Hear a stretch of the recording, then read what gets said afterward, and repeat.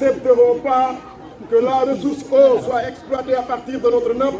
à un rythme excessif pour desservir d'autres régions de ce pays où vivent des Sénégalais citoyens au même titre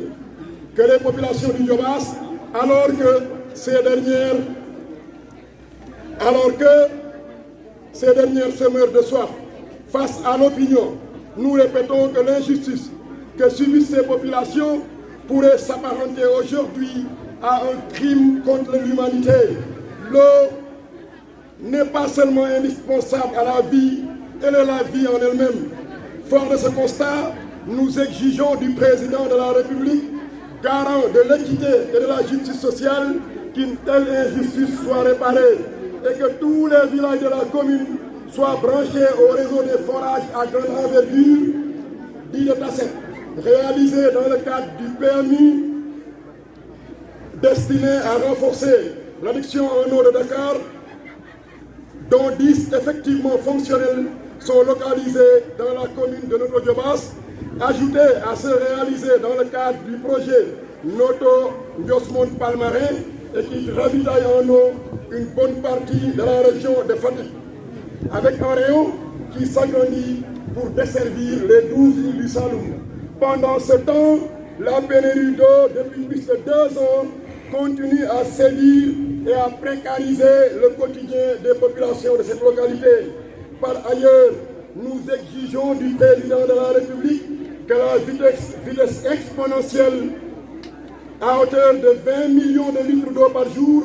par laquelle est exploitée la nappe dans le cadre du PMU soit revue à la baisse, en cela que les forages locaux anciens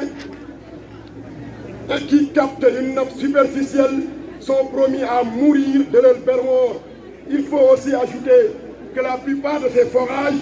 fournissent une eau qui, soumise aux normes de l'OMS en matière de consommation, pourrait engendrer des dangers au plan de la santé.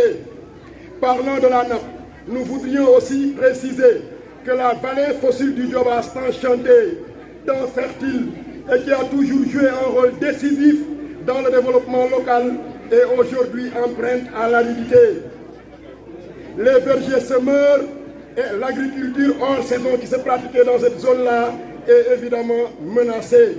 Cette situation risquerait donc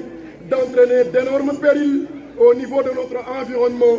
Or, les exigences de la responsabilité sociale d'entreprise n'auraient en rien été respectées dans le cadre de ce projet, a fortiori dans le parmi zone d'implantation de ces ouvrages hydrauliques.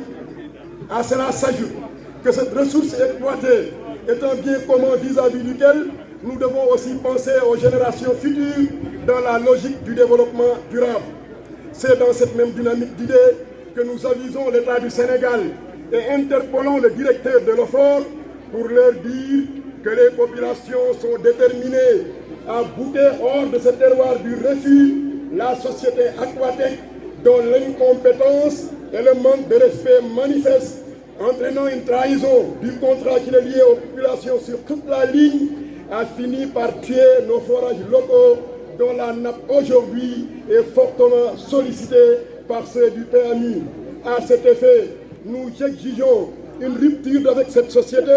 et exigeons qu'elle se retire simplement de la gestion de ces forages. Toujours dans cet ordre,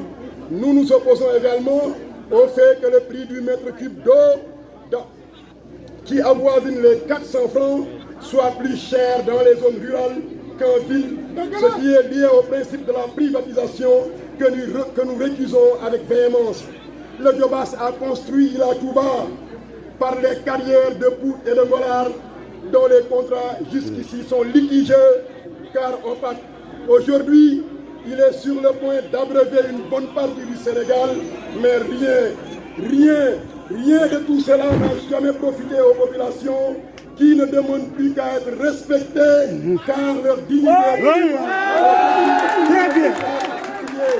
Monsieur le Président de la République, si ce cri de cœur n'est pas entendu d'une oreille attentive, nous recourrions à d'autres proportions dans le sens de corser la vitesse de la lutte avec d'autres stratégies en cours jusqu'à ce que ces injustices soient corrigées au nom de la souveraineté populaire. De plus, nous répétons que la plateforme citoyenne, les sentinelles du Diobass, prend à témoin l'opinion nationale et internationale et met l'État du Sénégal face à ses responsabilités. Vive le Diobass, vive la justice sociale, vive la lutte. Merci, merci, merci.